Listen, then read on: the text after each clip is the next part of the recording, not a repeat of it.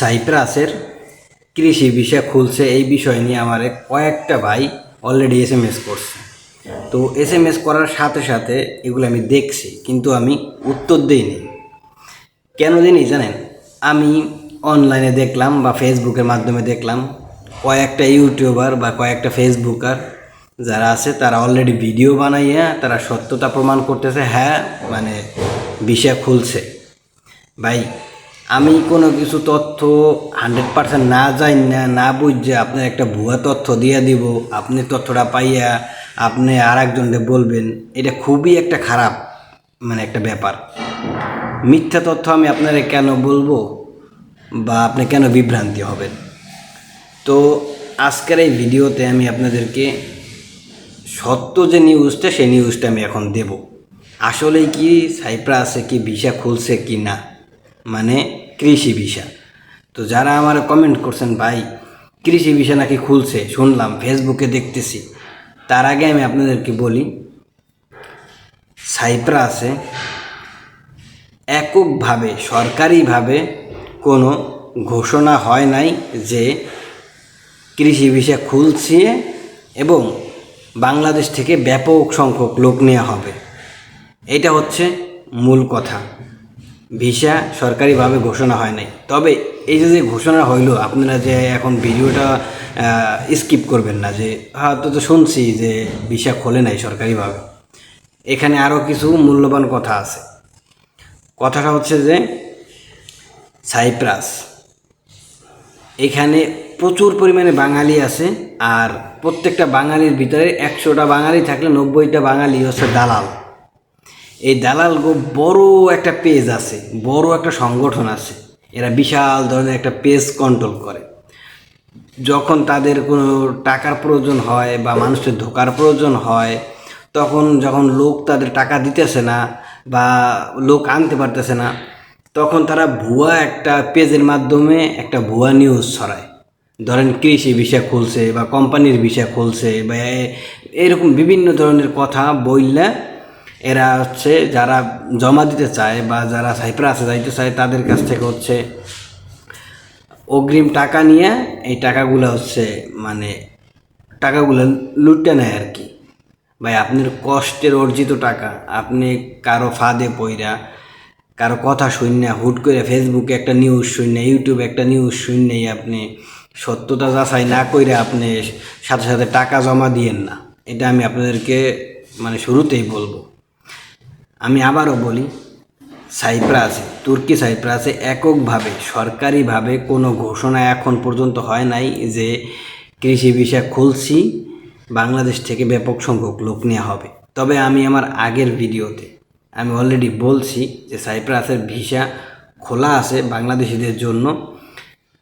যদি কোনো দালাল ভালো, তার কোনো লিঙ্ক আপ থাকে, ভালো কোম্পানির সাথে লিঙ্ক আপ থাকে বা যারা কৃষি কাজ করে তাদের সেই কোম্পানির সাথে তাদের যদি আন্তরিকতা থাকে বা ভালো লিঙ্ক আপ থাকে, তাহলে ওই কোম্পানি তাদের কাছে এসে বলবে আমার লোক লাগবে, আর দালালে আপনার সাথে যোগাযোগ করবে। যখন দালালে আপনার সাথে যোগাযোগ করবে তখন হচ্ছে আপনারও যাচাই বাছাই করার বিষয় আছে। দালাল কেমন, বাংলাদেশের দালাল কেমন আপনি এটা ভালো করে জানেন। আপনার যে জিনিসটা করতে হবে, যদি আপনারা বলে ভিসা খুলছে, তোমার জন্য কাগজপাতি রেডি করছি, তাহলে আপনি বলবেন যে কাগজপাতিগুলো আমার দেন। যদি আপনি চেক না করতে পারেন, আপনি আমার কাছে পাঠাই দেবেন, আমি আপনারা চেক করে আপনারা বলবো এটা আসল না নকল। ঠিক আছে? তো যারা সাইপ্রাসে যারা কোম্পানি আছে বা কৃষি বিষয়ে যে কোম্পানিগুলো লোক নেয়, তাদের নিজেরা ব্যক্তিগতভাবে লোক নিতে পারে না। তারা আগে যাইয়া হচ্ছে আপনার তুর্কির দূতাবাসের সাথে আর কি কথা বললে তাদের লোক লাগবে, এটা লিস্ট দেয়। লিস্ট দেওয়ার পরে তারা যখন অনুমতি দেয়, সেই অনুমতি অনুযায়ী তারা এজেন্সির সাথে কথা বলে, যারা বাংলাদেশের এজেন্সি আছে তাদের সাথে কথা বলে, তাদের বলে আমার লোক লাগবে। তখন হচ্ছে আপনার সরাসরি দালাল আপনার সাথে কথা বলবে, তারপর হচ্ছে আপনার কাগজপাতি নেবে, জমা দেবে। যখন আপনি অ্যাপ্রুভাল হবেন, আপনার ওইখানে যাওয়ার একটা পারমিট আসবে, তখন আপনি ওইখানে যাওয়ার পরে আপনার মেডিকেল করবে বা আপনার কাগজপাতি ওই কোম্পানি আপনারে কাগজপাতি কইরা দেবে, বা আপনার ওয়ার্ক পারমিট ভিসা কোম্পানি লাগাবে। আপনার দালাল আপনার ভিসা লাগাইতে পারবে না, কারণ সাইপ্রাসে সরাসরি ভিসা লাগে না। সরকারিভাবে ওইখানে ভিসা যাওয়ার পরে সরকারিভাবে ভিসা আপনার পাসপোর্টে লাগবে বা কোম্পানি কইরা দেবে, ঠিক আছে। তো যারা বিভ্রান্তির মধ্যে আছেন যে ভাই ভিসা খুলছে শুনছি, এখন এটা কি আসলে সত্য? ভাই সত্যটা বলতে এটাই, ভিসা বাংলাদেশের জন্য সব সময় টুকটাক খোলা আছে। তবে যাদের লিঙ্ক আপ ভালো, যাদের যোগাযোগ মাধ্যম ভালো, তারাই একমাত্র লোক নিতেছে এবং লোক যাইতেছে। আমি আপনাদের ভিডিওর মধ্যে কিন্তু অলরেডি বলছি, যারা সাইপ্রাসে থাকে বাংলাদেশিরা, তাদের ভিতরে 100 জনের ভিতরে 90 জন হচ্ছে দালাল। একজন যাইয়া পাছা মারা খাইছে, আর একজনকে কীভাবে পাছা মারা দেবে এর জন্য উৎপাইত্যা বসে থাকে। অতএব আপনারা পাছা মারা খাওয়ার আগে আপনাদের চিন্তা করতে হবে, সত্য আর মিথ্যার ভিতরে যাচাই করতে হবে। যদি আপনি না জানেন আমারে কমেন্টস করেন, আমার কাছে জিজ্ঞেস করেন, আমারে কমেন্টস করেন, আমি আপনার ওই অনুযায়ী আপনাদের ভিডিও বানাই তৈরি করে আপনার সত্য মিথ্যা যাচাই করার এতটুকু বুঝ অন্তত আমি আপনাদের দিতে পারবো। তো যারা আপনারা এই যে মিথ্যা তথ্য ফেসবুকে বা ইউটিউবে কয়েকটা ইউটিউবারের কথা শুনে আপনারা টাকা জমা দিয়ে দেবেন, পাসপোর্ট দিয়ে দেবেন, এরকম ভুল করেন না। আগে শুনছেন, আগে আরও অপেক্ষা করেন। যেমন আমি সকালবেলা দেখছি এই নিউজ, এখন আমি রাতের বেলায় আপনাদের ভিডিও বানাইয়ে আপনাদেরকে বুঝাইতেছি যে আসলে এটা সত্য না মিথ্যা।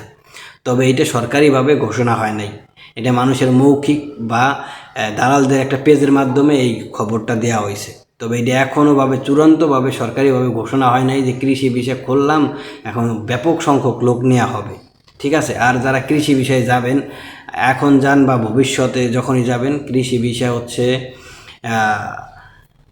যারা তুর্কি সাইপ্রাসে যাবেন তাদের হচ্ছে 57,738 লিরা, মানে তুর্কির লিরা বেতন। সেখানে হচ্ছে বাংলার প্রায় 1,31,000 টাকার মতো, মানে বেশি আপনাদের বেতন পড়বে। তবে এই বেতনটা মূলত দেয় না, সরকারি ঘোষণা অনুযায়ী কৃষি বিষয়ে এরকম মূলত বেতন দেয় না, অনেক কম দেয়।